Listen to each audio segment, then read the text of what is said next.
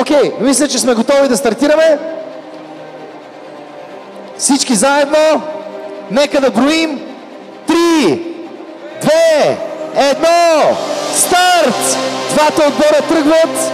Отборът на университета Асен Златаров и отборът на Киокушин Спирит.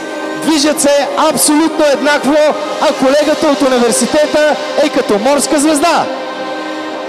Много удобно и комфортно се чувства. Вече са на маркерите. Първите опъват своите лъкове. И неуспешен опит. Един от отборът отива и взима стрелата. Връща я обратно. Втори опит за Киокушин Спирит. О, страхотен. Трябва да вземете стрелата. Трябва да вземеш стрелата. You have to take the arrow back with you. Without the arrow you have to come back. Отборът на Асен Златаров имаше успешен опит и се връщат обратно. Киокушин Спирит продължават с опитите да оцелят своята мишена. И това е почти точен изстрел. Почти точен изстрел за Киокушин Спирит. Второ тръгване, втори курс за отборът на Асен Златаров. Господине, лекичко, лекичко. Така, да, добре. Така, преминаване през препятствията и стигане до маркера. Сега е време колегата от университета да покаже на какво е способен, а през това време Киокушин Спирит се връщат необезпокоявани назад, за да направят смяната на своя състезател, който ще опита късмета си с стрелбата с лък. Неуспешен опит за университетът, втори опит от играчът от тяхна страна. Да видим дали сега мерника му ще бъде по-точен. Може би да. И...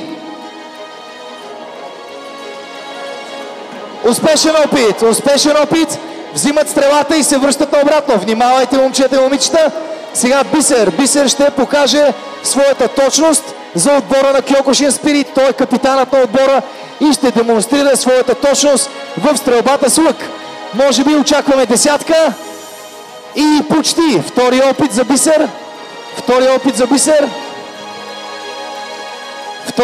Бисер.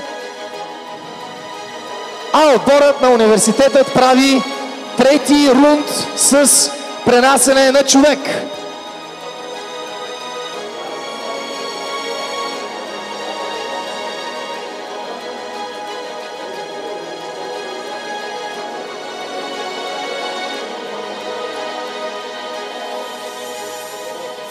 Неуспешен опит за университета, втори опит за тях.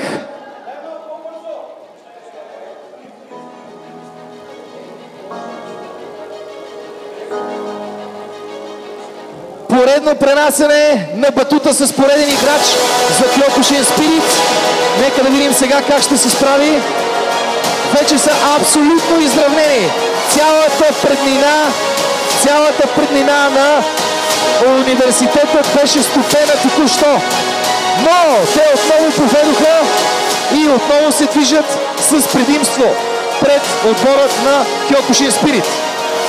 Следва размяна на играч и отново впускане по трасето. Да припомним, това е битка за 5-то и 6-то място. Очевидно и двата отбора са мотивирани до краен предел за това кой от тях ще спечели това трасе. За сега се движат почти наравно. Разликата между тях е около 10 секунди.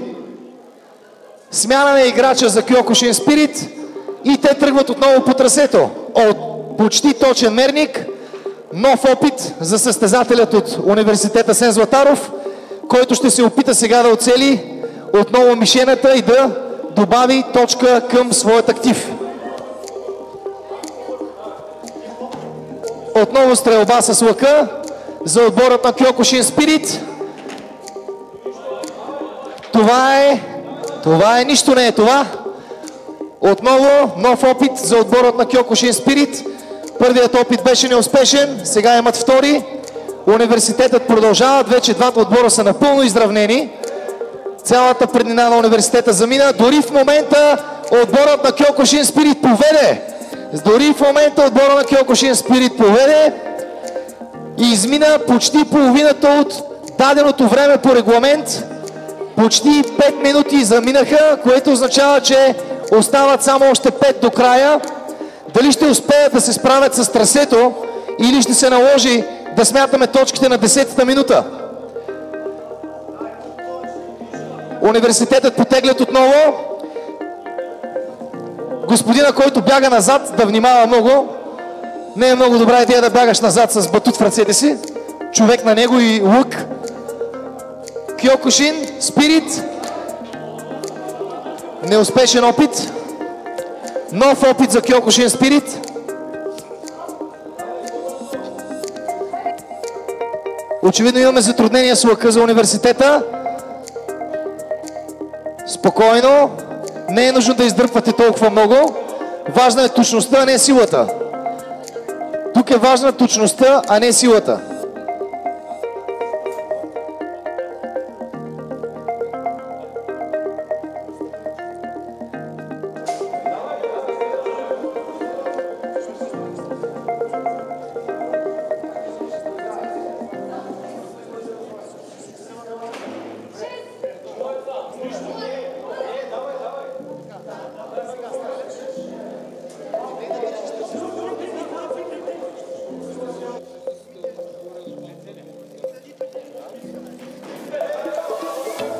Отборът на Киокушин Спирит поведоха.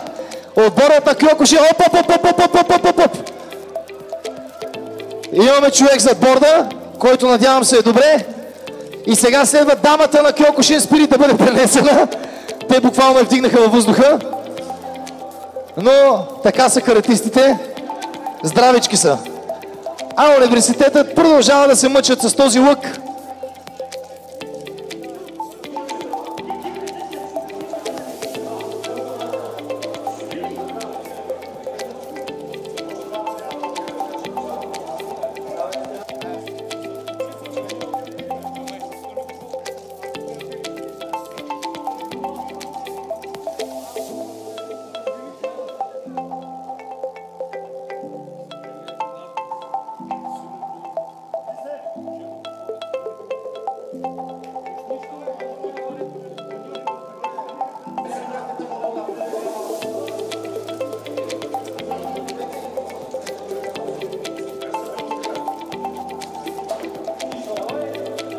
Дамата от отборът на Киокушин Спирит определено изпитва също затруднение, но това... Току-що бях пророк на тези почти перфектни 10 точки. Значи, като гледам как е пренасяте тази жена, аз ако съм на нейно място, с вас на среща няма да изляза. Това просто е абсолютно неуважение. Продължаваме, отборът на университета продължава да изпитва затруднения. Да им дадем ли шанс да сменят стрелеца си? Тяна, да им дадем ли шанс да сменят стрелеца университетът? Не, да не им даваме шанс. Колега, така, нека да дадем малко съвети. You speak English?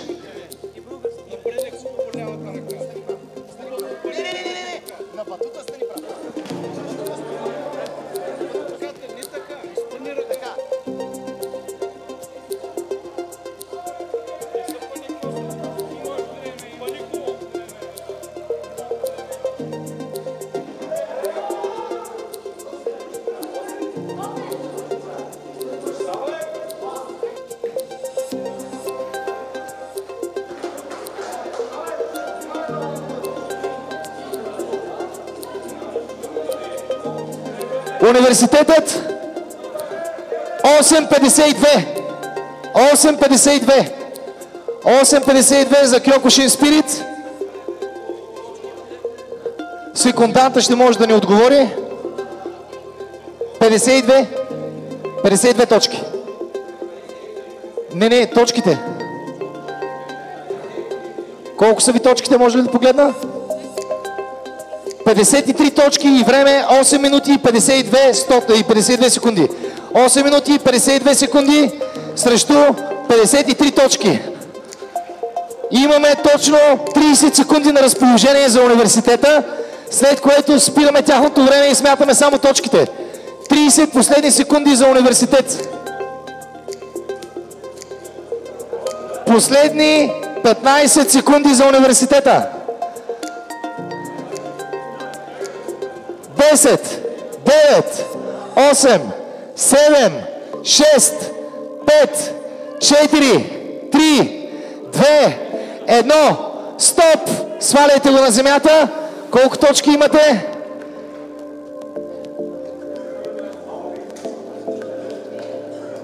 31 точки за отборът на университета и 53 за Кьокушин Спирит, което означава, че петото място отива в ръцете на отборът на Кьокушин Спирит с капитан Бисер. Аплодисменти за тях! Аплодисменти! Аплодисменти и за представителите от университет професор доктор Асен Златаров, град Бургас, които се включиха в днешното състезание. Благодарим ви изключително много за това, че бяхте част от него. Благодарим ви за международното ни присъствие, за това, че студенти от друга държава се включиха днес в това да участват в нашето състезание. We would like to appreciate that we had foreigners today with you, so thank you very much that you joined us. Thank you very much.